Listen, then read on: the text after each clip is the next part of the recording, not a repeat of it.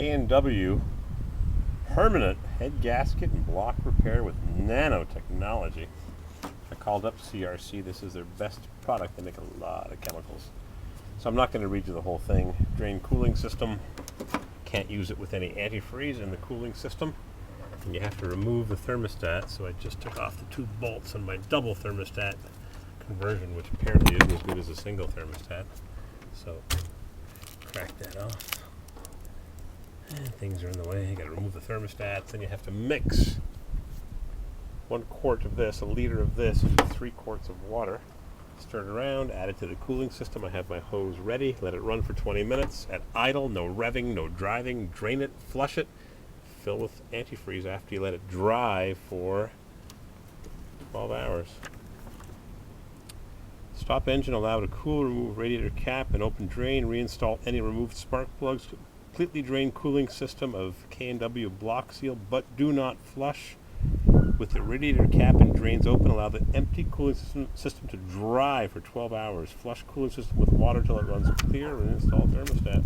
So that's what we're going to do. We're not going to show it to you in a play-by-play 12-hour video because I make too many videos and they're too long. Let's see how it works.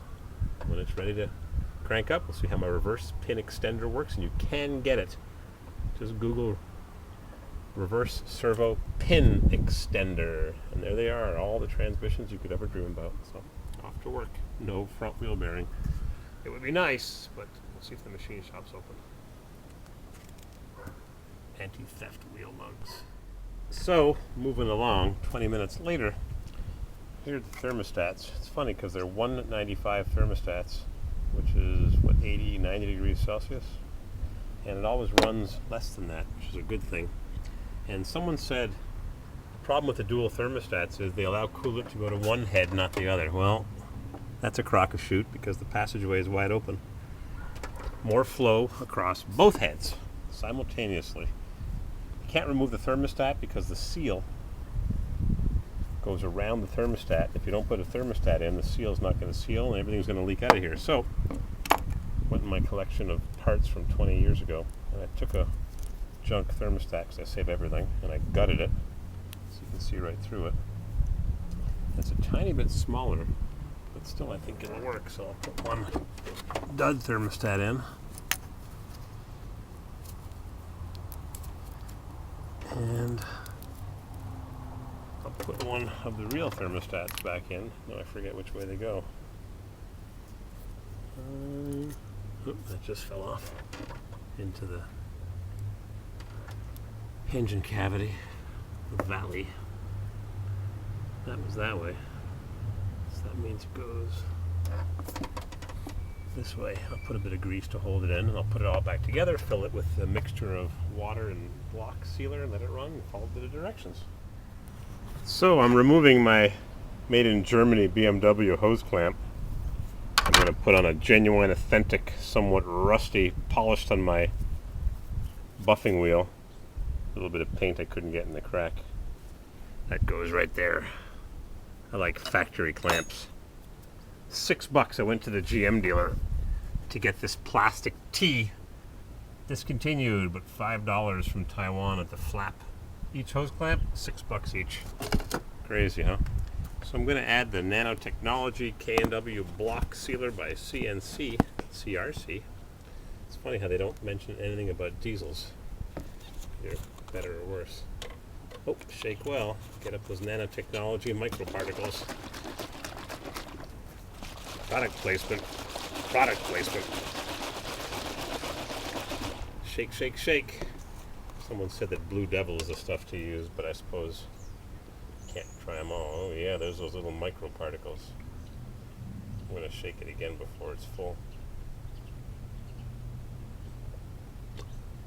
Yeah, there's those little microparticles. I can see them. Look at that. Looks like transmission fluid on a blown tranny.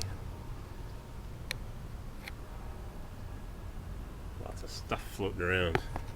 Chunks.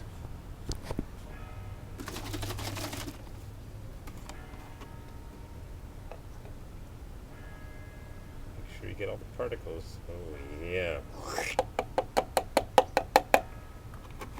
And then Now that I've got the thermostat removed, I can add it to the upper radiator hose and it'll flow right into the engine because there's no thermostat to impede its flow into the block, and I've drained an adequate amount of coolant. I'm going to get a funnel so I don't dump this valuable stuff.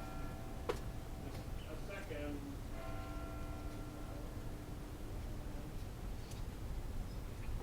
Here I am. I move my tools away so I don't dump it on my crappy Samsung El Garbaggio cell phone.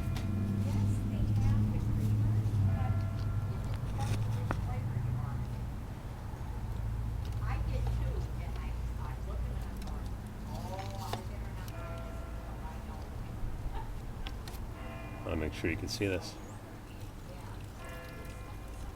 Glug, glug, glug, glug, glug, glug, glug, glug, glug.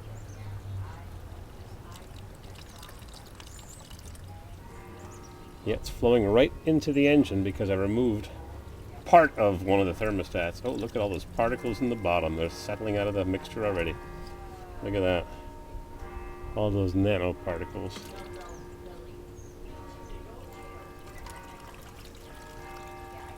Wow, look at all the goopy.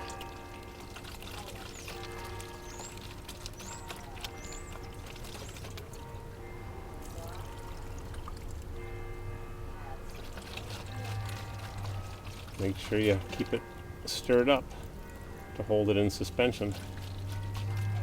I hope I closed whatever I drained it from. In this case, I can't get to the radiator drain. Typical American products, you can't get to the drain of the radiator. I took off the lower radiator hose, a little hard to get to. There's no radiator cap on this model.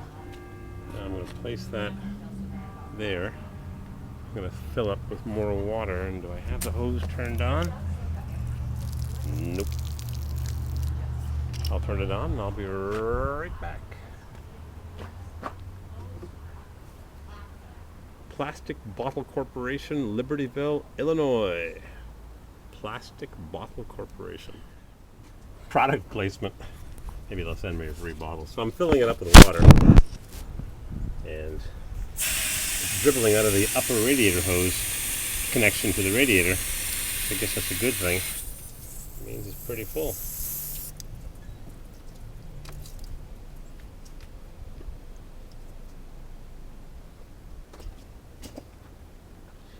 I'm just going to put this hose clamp on. This is going to be tricky. They spell a special clamp for these, special pliers that clamps on.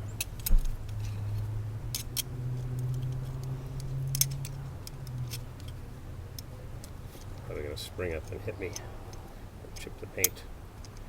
Let's see, I didn't warn you.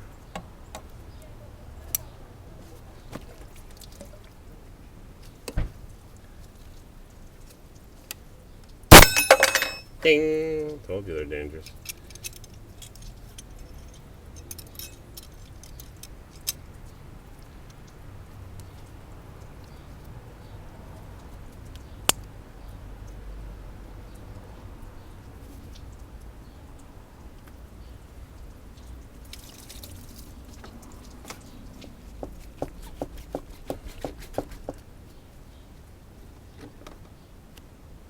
Usually I spin the clamp around so it shouldn't interfere with, used to be a radiator cap so you'd rub your hand on it and cut your hand, but I've got to remove it again to refill with Prestone.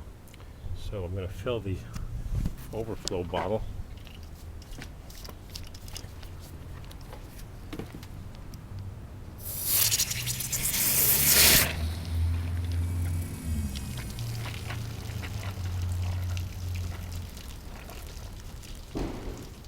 Guess it's full, huh?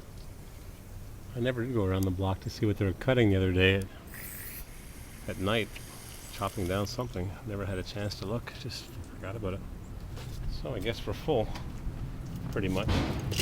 Now I can crank this baby up and you can listen to it rumble on one cylinder. Wish I knew what it was. That was rumbling. Fluid filled.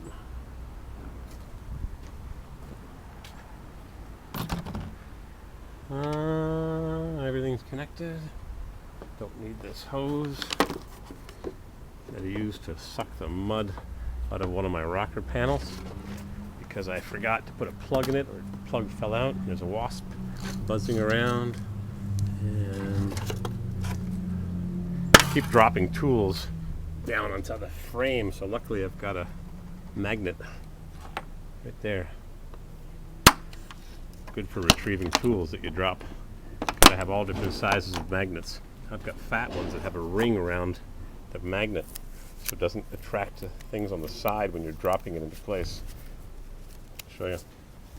You're going down, it doesn't suck on the side, it only sucks on the bottom with that special ring. Pretty handy.